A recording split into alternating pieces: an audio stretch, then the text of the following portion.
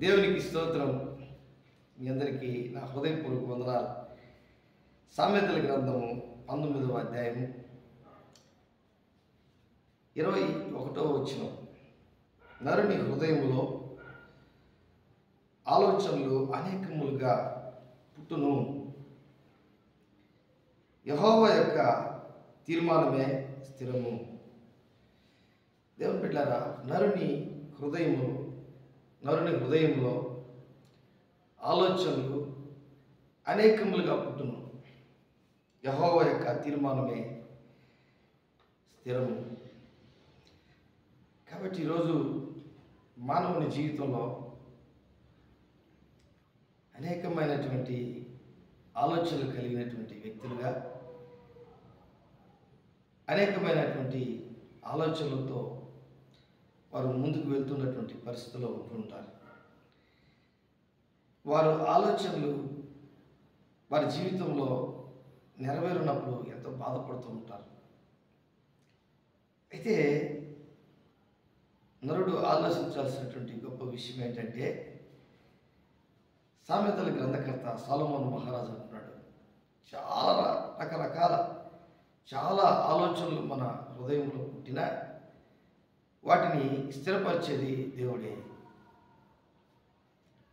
కాబట్టి మంచి ఆలోచన చేయడం అనేది దేవుని దృష్టికి ఏదైతే అనుకూలంగా ఉందో దాన్ని దేవుడు స్థిరపరుస్తాడు.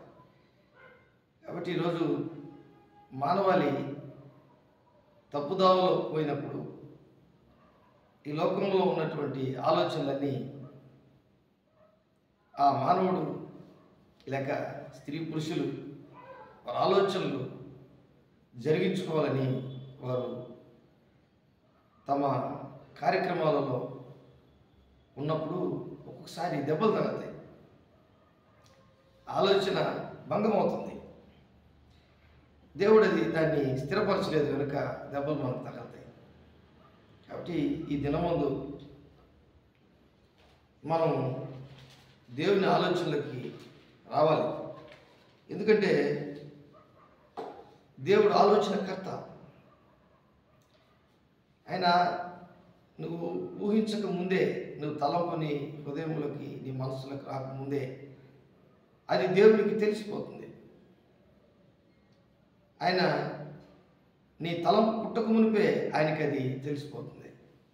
నీ ఆలోచన హృదయంలో నీ ఆలోచన రాకమునిపే అది ఆయనకి తెలిసిపోతుంది. అందుకే దేవుడు దాన్ని ఆ మంచిదాన్ని ఆ మంచి ఆలోచన స్థిరపరిచినంత వరకు అది జరగదు. ఒకవేళ దేవుడు స్థిరపరిస్తే ఖచ్చితంగా ఆలోచన జరుగుతుంది.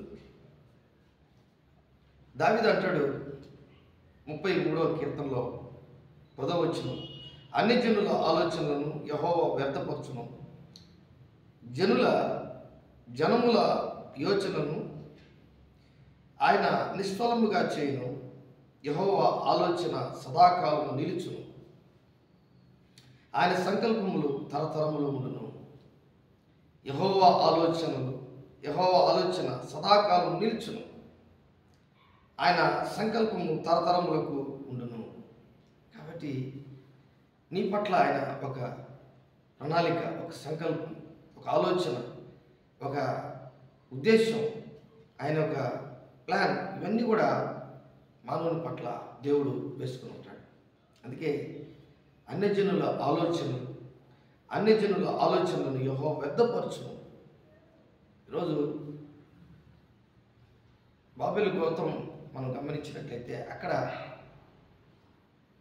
నరులందరూ కూడుకొని ఒక గోపురం కట్టాలని, ఆ ఆకాశం అంటే గొప్ప వారు గోపురం కట్టి లేక ఒక టవర్ కట్టి వారు పేరు తెచ్చుకోవాలనుకున్నారు నరులందరూ. అయితే అక్కడ దేవుడు ఏం చేశాడు? భాషలు మార్చేశాడు. ఆ రాయిట్ తీసుకొని చెప్పి ఒక తెలుగులో మాట్లాడే వ్యక్తి, నాయన రాయిట్ తీసుకొని ఆయన అంటే తమిళోడు ఏమంటాడంటే ఎన్నా అంటాడు. ఎన్నా అంటే ఏందని అర్థం. ఇంగ్లీష్లో రకరకాల, తమిళ్ రకరకాల ఎన్ని భాషలు ఉన్నాయి. మలయాళం, ఉర్దూ, హిందీ, ఒరిస్సా, కన్నడ, అసలు ఊహించలేం అన్నమాట దేవుని యొక్క ఆలోచన.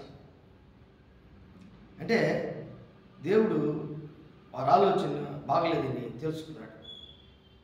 వారు ఒకే దగ్గర ఉండేదానికి దేవుడు ఇష్టపడలేదు.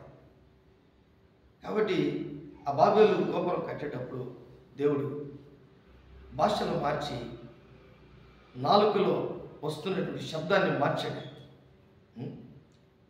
China language, Japan language, Korea language, చూడండి ఇటలీ లాంగ్వేజ్, అసలు ఊహించాం.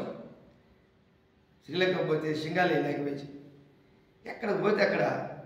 ఎందుకు ఇంతమంది రకరకాలుగా భాషలు మార్చి భాషలు తారుమారు చేశాం.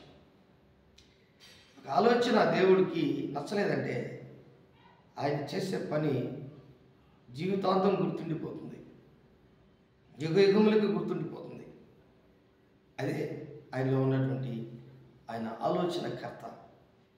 కాబట్టి ఈ దినమందు నీ జీవితంలో దైవాలోచనకి, దేవుని ఆలోచనకు ఎప్పుడైతే వస్తావో అప్పుడే నీ జీవితంలో నీ ఆలోచన యావత్తు ఆయన సఫలపరుస్తాడట. 20వ కీర్తన దావీదు జీవితంలో 4వ వచనం ఆయన ప్రార్థన చేసి ఆయన అంటాడు, నీ కోరికను సిద్ధింపు చేసి నీ ఆలోచన యావత్తును సఫలపరచును గాక. ఎంత గొప్ప విషయం! అంటే దేవుణ్ణి అడిగేవాడు, దేవుని యందు నమ్మిక ఉంచేవాడు, దేవుని మాట వినేవాడు, దేవుని మాట యందు లక్ష్యం ఉంచేవాడు. ప్రభు నువ్వు ఏం చెప్తే అది చేస్తాను, నా జీవితంలో ఎలాగుంది నా పరిస్థితి, నీవు నడిపించే మనిషిగా నేను ఉండాలి అనే ఎప్పుడైతే ఆ వ్యక్తి తెలుసుకొని నడుస్తూ ఉంటాడో అప్పుడే దైవాలోచనలోకి వస్తాడు. దేవుడు ఏది చెప్తే అది చేస్తాడు. కాబట్టి ఈరోజు నేను నీ ఆలోచన యావత్తు సఫలపరచును గాక. ఆ మాట నీ జీవితంలో, నా జీవితంలో జరగాలంటే దేవుని మాట వినాలి. కాబట్టి రకరకాల ఆలోచనలు నీకు పుట్టచ్చు, అవన్నీ జరగవు. అయితే నీ యొక్క ఆలోచన సఫలపరిచేదానికి దేవుడు నిన్ను చూస్తుంటాడు. ఎందుకు చూస్తాడంటే దేవుడు ఏదైతే నీకు ఇష్టమైనదో, దేవుడు ఏదైతే నీకు ఇవ్వాలని ఇష్టపడుతున్నాడో ఆ ఇష్టపడే ఆలోచనలో నువ్వు ఎప్పుడైతే తెలుసుకుంటావో ఖచ్చితంగా దేవుడు నీ ఆలోచన యావత్తును సఫలపరుస్తాడు. దేవుడి వాక్యాన్ని దీవించి ఆశీర్వదించుగాక. ఆమేన్. ప్రేమ నమ్మకం కలిగినటువంటి నా యేసయ్య కూడి వచ్చినటువంటి బిడ్డలను మీరు దీవించి ఆస్వాదించండి. నీ మెండైన దీవెనలు ప్రభా